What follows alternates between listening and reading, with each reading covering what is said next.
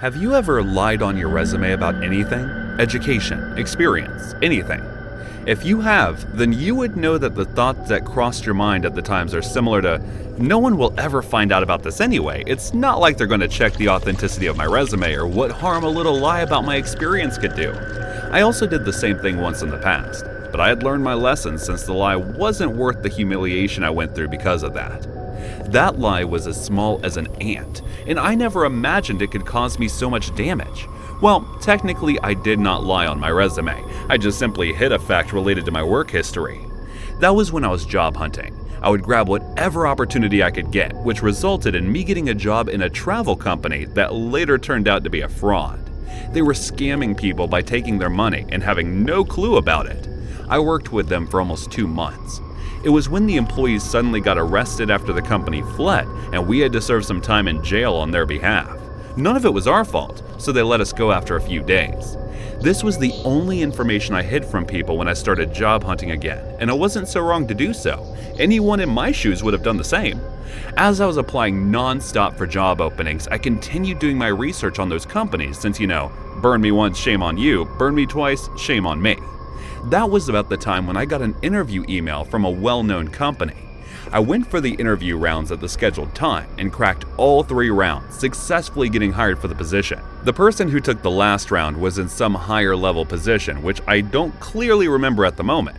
He seemed impressed by my responses to each question and the ideas I presented, but unfortunately I never got to meet him after that.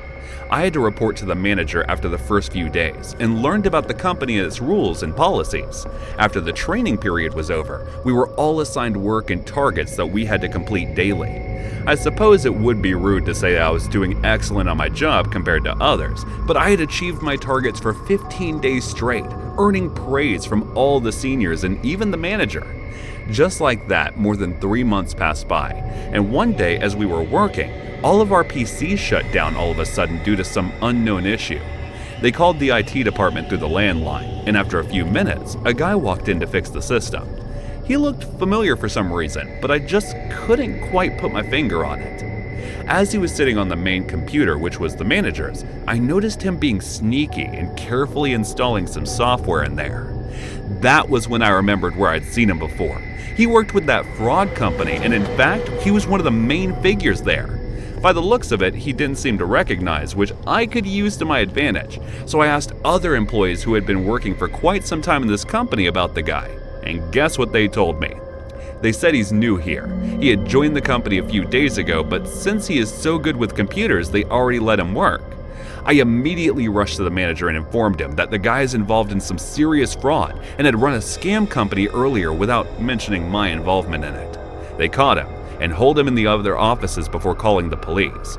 Unfortunately for me, the officer that came in knew me. He was the one who helped me prove my innocence in the case. "So, you finally caught the culprit, huh?" The moment he said that, everyone started to look at me like I was involved in this case as well. He analyzed the situation and added, "Don't worry guys, she was a victim too." He thought he had helped me by that, looking at the way he winked at me like we were some kind of buddies, but I knew it was going to blow up in my face. They took the guy and investigated the computers. It seemed like he was trying to install some kind of hacking software, but due to my quick action, he was unsuccessful in doing so. And not only that, but he used fake information about himself as well. The manager called me into his office and asked me about it. There was no point in hiding it anymore, so I came clean and told him everything. At the time, he said everything would be fine since I was an excellent employee, but I knew very well how these incidents could bring drastic changes in the environment. Within a few days, there were rumors about me all over the place. Not about how I protected the company from almost getting hacked and losing its billions worth of personal data. Instead, it was about people suspecting my involvement in that. Trust me, not a single person thanked me or expressed their gratitude toward me. After all, it was thanks to my unfortunate experience that I recognized the culprit in an instant, but all these people were tormenting and humiliating me. A conference meeting was called to resolve the issue, which they thought was affecting the reputation, having an employee who might be a criminal since she had been convicted in the past for something she wasn't even guilty of. I was specially summoned to the meeting, where I repeated my story again and again about how I was a victim myself, and many other employees had become scapegoats for those people's crimes. But they kept dismissing me. by saying, why didn't I tell them about this before? Why hide or lie about something I was innocent of? After publicly humiliating me, they fired me, saying they couldn't risk any danger by letting me stay in the company. I know there must be many people working there who had been victims of job fraud just like me, but not a single one stood up for me. The thing was about this entire situation that I had learned my lesson. Yes, it was also about not lying in my resume or hiding anything, but mostly it was about what I was going to do next. I wasn't going to work under someone else ever again. I knew I was going to become successful on my own and be my own boss. Hey guys, thanks so much for all this support. If you haven't subscribed to the channel yet, please feel free to do so. Adjusting to a new job is always hard, but it becomes even harder when your senior is a jerk who makes you do even his share of work in the name of training. I had a similar experience when I landed a temporary job at a reputed magazine company. I was overjoyed and thrilled when I saw the email about getting hired. I had decided that I was going to work so hard and get recognized. Doesn't matter even if I have to work to my bone, since I wanted to be an editor. But unfortunately, I didn't get to fulfill my dream and had to leave soon due to an issue with one of my seniors who was in charge of training me. It was the first day on the job. I got up early, and after freshening up, I put on the already selected suit while humming happily. After I was done getting ready, I walked out of my apartment, locked it, and walked almost as if I was skipping to the parking lot. I decided to take the car that my father had gifted me after my graduation to make a good impression on the first day of my job. That was why I had already cleaned it a little a day before this. I had always been a confident person. Doesn't matter where I stood, whether it was a school, college, or one of those family meetings where Aunt Agatha makes the rules. I never hesitated even once to state my opinion on the matter, since I'd always been encouraged for that by my parents, and because of that my confidence level only grew over time. So when I was pushed out by the crowd while exiting the elevator, which caused me to fall and bruise my knees, I immediately stood up, brushed the dirt off, and walked to the manager's office with the confidence intact. Who? The man sitting on the seat buried in papers raised his head as he saw me knock on the already open door, whom I presumed to be the manager. It's Tristan Swan. I was hired for the temp position, and today's my first day, I said with a big smile on my face. Oh yes, I did receive your resume. You can go to the HR office, the fifth one on the left side, and can get your access card. They'll tell you to whom to report after that, he said, burying his head again in those papers, and so I bowed my head a little before going to the HR. After I was done with all the joining formalities, I was told to meet the assistant team leader, Morgan, for the fashion department, and that he would be giving me this week's training. So I did as I was told and met up with the man who looked in his early 40s, half-bald, grumpy looking. And the moment we met, he sent me on a coffee run saying it was the first step of the training. I had seen this in movies and TV shows, but I never expected them to do this in real life as well. After the coffee, he gave me work like organizing everyone's desks, including his own, which was the messiest one. And it took me more than an hour to figure out what documents to put where. The day went just like that, and finally it was time to leave when Morgan called me to tell me that I needed some work to do before heading out. I waited for him when he put a pile of documents on my desk and asked me to read them. I looked at him dumbfounded without blinking. But sir, it could take hours, and this is my first day, I said hesitantly. So? You're an employee now, so you'll be working overtime if needed. Now, read this, write a review, report according to these papers, and put it on the team leader's desk before leaving, he said in a careless voice as he walked out on the floor. A few other people were working there too, but they all left slowly. Since I was determined to work hard, as I mentioned earlier, I continued reading and writing honest reviews about the products accordingly. I was finished with the work assigned after 4 hours and then headed back home. The tiredness I was feeling was something like I had done labor work the entire day, so I fell asleep as soon as I went to bed. The next morning when I woke up, I realized that I didn't even have dinner last night, so the first thing I did was make breakfast. After that, I took a warm shower and then got ready for the second day of work. When I got there, I saw Morgan getting scolded by team leader Eric. He was holding the review paper that I had on his desk, and I heard him saying, "You're not a newbie to make such a kind of mistake. You know very well that the review writing style of our team is entirely different from others. So how in the world can you make such a critical mistake to such an important matter? We have so much more to do in so little time. Now I have to correct all your mistakes myself. At least do the work you're assigned properly." "Excuse me, sir, I was the one who wrote that." As I said that, both their heads turned in my direction. "Unbelievable! You made a newbie handle such an important task? It hasn't even been a week for her yet. Train her properly first before doing something like this." He got even angrier and then stomped out after scolding him. "What do you think you were doing jumping in like that?" Morgan turned to me, said while gritting his teeth. "But sir, I said that because I didn't want you to take the blame for my mistake in that review," I said hesitantly. "Who told you to butt in?" he said a little louder in an angrier voice. "But sir, I just..." "No, don't speak unless spoken to. Understand that." And he shouted those words while cutting me off mid-sentence. I just looked at him surprised. I couldn't even get a word out if I wanted to.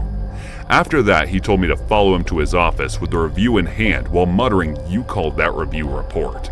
And as soon as we reached his office, he started scolding me for about an hour, venting his frustration of getting scolded by the TL on me.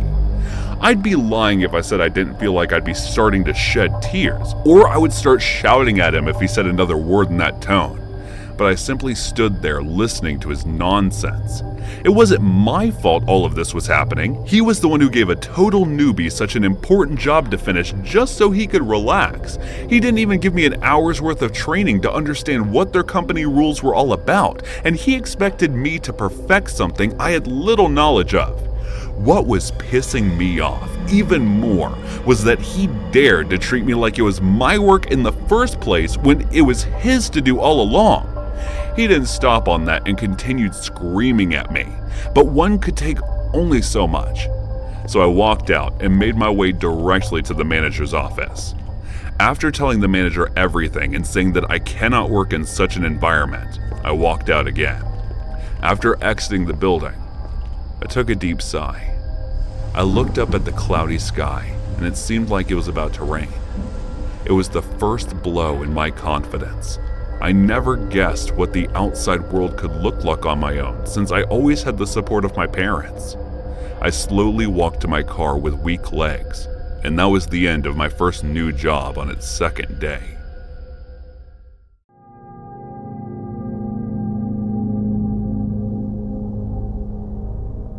I had just turned 22 and was working F&B.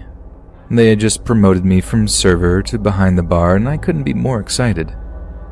Now, being a young, somewhat attractive female in F&B, you get a lot of creeps. You learn to shrug them off almost as though they're not even being a creep, though. With that said, it takes a lot to creep me out. So I'm being trained behind the bar one night when this random guy comes in. I say random because you see the same people every day. He's probably late 40s or early 50s. He sits down, asks me some questions about some beers, and makes some general small talk. His first impression was polite and kind of chatty, but nothing out of the normal. He finishes his food and orders another beer, then his demeanor changed. He made a comment about how cute I was after I did something ditzy or clumsy. I laughed it off and made a dumb blonde joke. Then out of nowhere, "I could just kidnap you." Excuse me? Okay, that's awkward, but I don't want to make this a more awkward situation. I should joke it off. My dumb self responds, "I'm working at a double. I wish I could get kidnapped." I messed up. "What are you doing after work? When do you get off?" I immediately become short with him, shutting him down, name-dropping my boyfriend left and freaking right. When I started name-dropping my boyfriend, he made it very clear that my boyfriend was nothing, that my boyfriend has nothing on him, etc. I was becoming rude at this point to this man, and he was still not letting up. I tried just ignoring him and staying away from that general area of the bar, but he would not stop calling me by name. When I go to check on him, if he didn't need anything, I'd walk away. But he wouldn't let me out of his sight, and his stare was predatory, and I kid you not, He would literally lick his lips when I looked his way. I finally admitted defeat and told the girl training me that I couldn't serve him anymore and that I refused to interact with him. She took over, and anytime he tried calling me over, she'd cut him off and be like, "Well, how can I help you?" I figured he got the hint because he stayed glued to his phone and avoided looking at me or anyone else. I got cut maybe an hour later. I grabbed my car key and walked out the back door and started walking to my car. I wasn't worried about anything until I started crossing the street and the voice inside my head started screaming, "Run!" I took off running to my car, but since you could see my driver's side from the back door, my inner voice told me to climb in through the passenger side. As I'm trying to climb into my driver's seat from the passenger side without being seen, I come to the realization that I'm being ridiculous. So I pop my head up and guess what? This idiot is right in front of my car. I almost ran him over, hauling it out of that parking lot. So that's the end of the story, right? Wrong. The next night I'm helping my manager with a catering order that's about to be picked up when the phone rings. So I answer the phone. "This is Fat Granddaddy, how can I help you?" "Hey, it's Greg. How are you, baby?" Fine." I had no idea who it was at this point. "I'm glad you answered the phone. I wasn't sure you were working tonight." You don't know who this is, do you?" "No. It's Greg from last night, remember?" "Oh." It finally clicked, and I looked mortified, and my manager was mean-mugging me because I sounded like an idiot, and we needed to knock this order out. "So did you want to place an order to go?" "No, baby. I just wanted to make sure you were working. I'll see you soon." I hung up and my manager was like, "What was that?" So I told her everything about the night before. When he shows up, she had me point him out to her. He sits at the bar, tries to speak to me right off the bat, but the bartender intervenes immediately. Within 5 minutes of him showing up, the manager was not digging the vibes from him and the way he was watching me. She calls me over and tells me she's sending me home early. Now our restaurant has an upstairs for storage and offices. There are 2 staircases, one towards the back of the restaurant and one to the front. She tells me to grab my stuff and go to the back staircase. I totally understood what her plan was. I ran up the back stairs and halfway down the front. If you stand about halfway up the front staircase, you can pretty much see the whole restaurant. So I peek my head and my manager immediately waves me to hide back upstairs. A few minutes later, a kitchen guy comes up the stairs and grabs me and we go out the front door, and he walked me around the block to the back parking lot to my car. My manager caught me in the parking lot before I left. Basically, since the back staircase is near the back door, he thought I left and went to follow me out again. My manager confronted him and he was banned, and thankfully, I haven't seen him since. This is probably going to turn out less of a story and more like a confession. Only my ex-missus and a few close mates know about what I'm about to tell you. Otherwise, you'd never guess it just from looking at me. You'd think I was some balding, church-going Middle Englander whose pulse had never risen about 70 beats per minute. But for about 6 months back in the mid-1980s, I led quite a different life from the one I have now. You see, I just married my then-girlfriend, and we were in the process of starting up a little family. And right when she was 3 months pregnant, Margaret Thatcher's Tory government decided to throw a spanner in the works. I lost my job. I was on the dole. I had a baby on the way, and it was looking like we were going to lose the house. I tried my best to find a job that would meet our expenses, but it was almost impossible. And as time went by, I got increasingly desperate and increasingly depressed, and I wasn't doing my job as the main breadwinner. Now this is where Jip comes into the picture. Obviously, the Jip isn't the real guy's name, and I don't reckon he'd appreciate me gobbling off about our mutual history. So I'll just use his old nickname that I don't imagine he goes by anymore. Me and Jeb knew each other since secondary school, and although we weren't exactly best mates, we were still quite pally and lead on to each other if ever we are out and about. So one day, I'm on my way back from the door when I see Jeb outside one of the local pubs. I say hi. I have a whinge about the lines on the door, and turns out he was on his way into the pub, so he invites me in for a drink. I'm absolutely skinflint. At this point, I didn't have 2 pennies to rub together after putting food in the cupboards. But as much as I politely decline him, he insists on getting me a few pints. The clincher for me was him saying, "You look dead stressed, mate. I reckon you deserve a pint." Never a truer word was said. The first sip of the pint was like a wave of calm rusher over me. Not so much because of the ale, but because I realized it had been about 2 or 3 months since I'd actually sat down and drank a freshly pulled pint of lager. And let me tell you, I hadn't missed it. Then when it comes to paying, Jeb pulls out his proper wad of notes, all 20s as well, and immediately my mind is back on my money troubles. So obviously, this seeps into the conversation, and I end up telling him about the redundancy. At the door wasn't enough to get baby clothes, all my woes basically. Jeb then gets out this little wad of notes, looks me in the eye, and says, "How much do you need?" This is where I can hear a lot of you saying, "Why don't you just take the money? Are you mental?" You know what? You're right. I should have just swallowed my pride and taken his money, even if it made me feel pathetic. But that's just it, isn't it? Pride. People get weird when it comes to their egos, and for whatever reason, my ego just couldn't let me accept his charity. And even if loads of you don't get why I refused it, that doesn't really matter, because Jeb did. Jeb saw that pride in me and was true to his nature. He saw an opportunity. You see, Jeb came in to remind me of an old war film my dad used to watch whenever it was on the telly.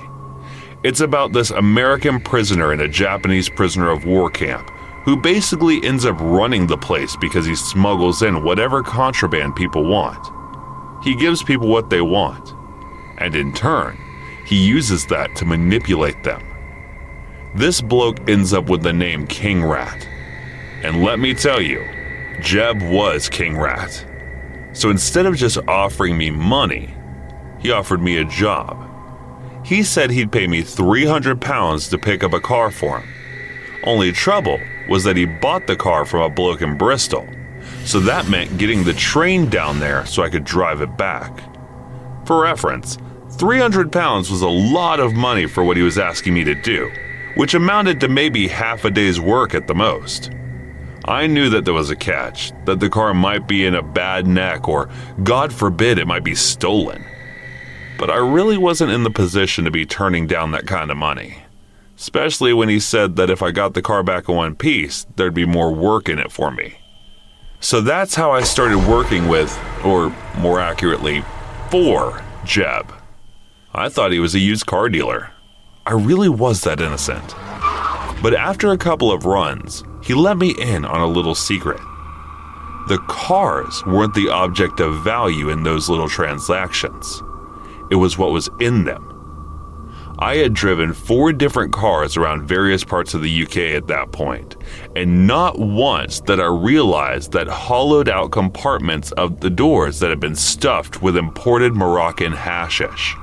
What was I going to do? Kick off? Resign? I knew that there was a catch. I was just a bit annoyed that I hadn't been fully informed from the get-go. But then again, ignorance is bliss, isn't it? And Jib said that the very same ignorance was like a superpower. I'd passed police cars countless times, and I even stopped to ask for directions from one at one point. And at no point was I nervous, twitchy, or anything else that might have alerted them to exactly what I was transporting.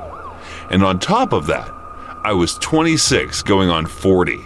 I looked like a bloody PE teacher or something. You'd never suspect me. I'll admit that. After that, I got way too comfy making the journeys. My doll disguise must have gotten in my head a bit, because when Jim offered me what amounted to a promotion, I jumped at the chance. In these new jobs, my pay would be about 650 pounds around, just about double the pay. And some of the trips would be to the next city over from us, an hour's driving time tops. It was a no-brainer. Half the work for double the pay? The only question was what I'd be transporting. And I'll never forget what Jib responded with when I asked him what would be in the cars. "Do you really want to know?" he said. No, I really didn't.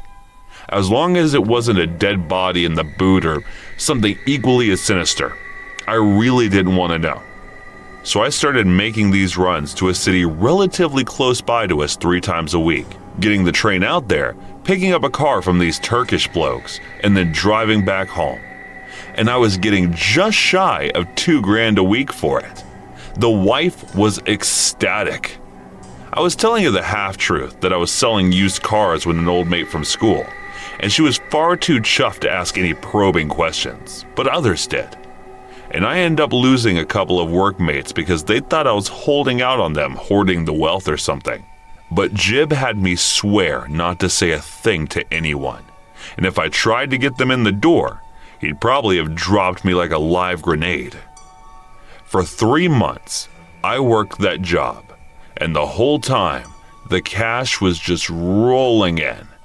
There was only ever one close call when a traffic cop on a motorbike pulled me over for having a faulty brake light. When I brought it up with Jim, he assured me that every car would undergo a full mod before I ever touched it. After that, there were no problems. Actually, got quite pally with the Turkish blokes. I picked the cars up from 2.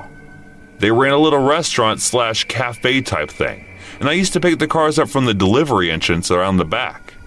The blokes will be sitting around this little table, chain-smoking cigars and drinking this muddy-looking coffee. They'd say hello, shake my hand, and sometimes offer me a coffee or one of their little syrupy pastries. Sometimes I'd partake, but mostly not. Then I'd take the keys off them, get in the car, and bugger off back home. Every single time, the restaurant would be buzzing. The shutters at the back would be open. It was a seamless transition of goods. Very subtle. That is right in plain sight. There was never any fuss, never any danger. It was always the same routine.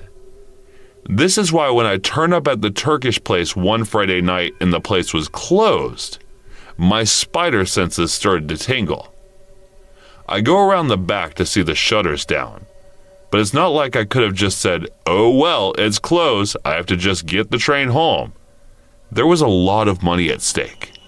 It's not like it could have just gone back empty-handed. People have been killed for losing smaller amounts of drugs than that. It's just assumed you've stolen it. So I walk up to the shutters, and I can hear someone talking on the other side. Brilliant, I think. The meeting is still on. So I give the shutters a few knocks and wait for them to be open.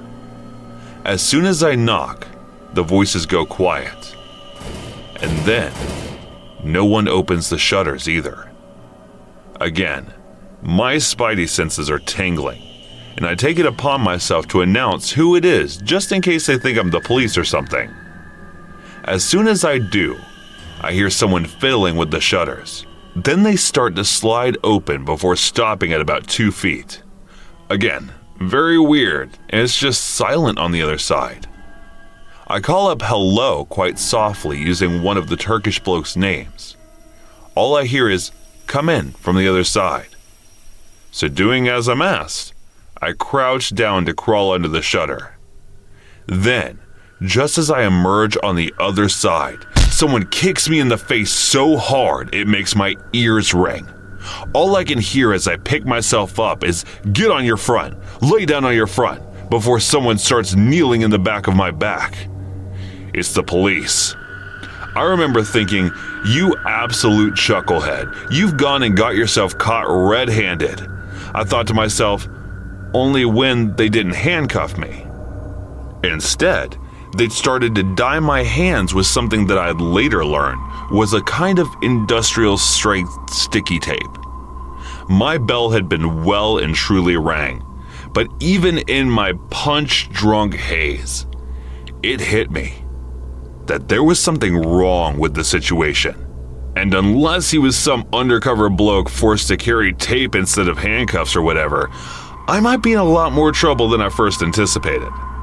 Once my wrists, mouth, and ankles are taped up, the bloke then drags me to a corner of the stockroom where I find he tied up and gagged the 4 Turkish blokes. Each of them had the absolute senses beaten out of them.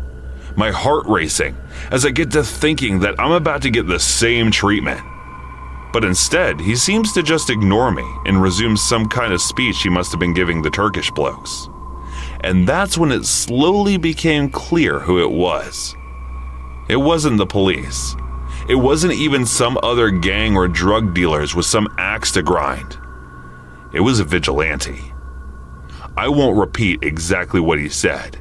It was quite a long, drawn-out, and terrifying affair, and I think every third word would be the F word. And this is about to get obscene as it is. So I'll just sum it up. And what he said, what he kept referencing, was someone who died. I thought the Turks might have killed someone, and in a matter of speaking, I suppose they did. Because the bloke then LEDs on that it was his daughter that had died from heroin use, possibly having an overdose. But it could have been some other complication resulting from her addiction he never specified. Then at one point, he started ranting about how you sell it, but you don't use it. And I suddenly see that there are these big cling-filmed wrap packages on the table. The bloke must have arrived before they'd loaded the car up, and maybe even before the staff had arrived for the evening service. And all the evidence he needed that they'd sold heroin was right there for all to see. God knows how he found them. But he had. And for a long, it didn't look like any of us were going to get out of there alive. The first thing he did was start cutting open some of the packages while he was on his salad, but don't use it, rat. Then he starts trying to shovel it up some of the bloke's nose, working his way around, until he actually tried doing it to me too. I thought I'd had it, have some well-timed exhale and clean my nostrils out as he moved back onto the other blokes in a frenzy the whole time. I am just terrified. He's going to start using the knife in his hand, and that we're just seconds away from being slaughtered like sheep. But instead, he starts cutting the package wide open and dumping the contents all over us. He goes back for another and dumps the one on us, ranting and raving the whole time about how we're going to regret the day we're born. I just kept picturing the little girl I never get to see grow up. My ex-missus was less than a month from her due date, and the thought of her getting the news had been murdered was all I could think about. Not only that, but her finding out where I'd been getting the money from, that's what really got me the shame she'd feel, and the secrets she'd have to keep from our daughter. I started to well up. I was so very, very out of my depth. I had given every bloody penny of that money back if I could just get back to my wife safely. And for the first time in my life, I actually prayed to God for literal salvation. Remember way back at the start when I said church going? This is why the whole time I'm praying, I've got my eyes sealed shut. I couldn't bear to watch the vigilante bloke stuck stabbing, knowing he'd probably work his way through all 4 Turkish blokes before finally turning his attentions to me.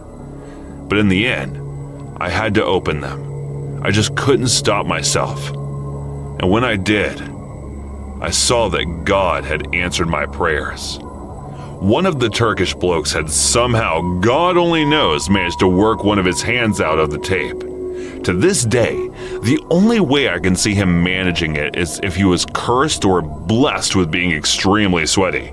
But either way, I just watched as a vigilante turns his back on us to fetch another package before the Turkish bloke just launches himself at him.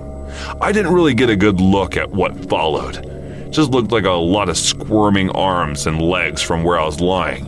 Soundtracked by this man, a cacophony of grunts and Turkish swear words. But eventually, the vigilante fella goes limp, and the Turkish fella rolls off of him and crawls over to cut us free. About half an hour later, I'm sitting in a shuttered and empty Turkish restaurant, drinking this ultra-strong Turkish spirit and smoking my first ever cigarette. The Turk took my clothes off of me, I'm guessing to burn. So I sat there and was basically a waiter's uniform, smoking and drinking until the shakes were gone. In the meantime, now all kinds of different Turkish blokes turned up, presumably to deal with the vigilante's body and to clean everything down. By the time they let me back in the delivery room, it looked as good as new.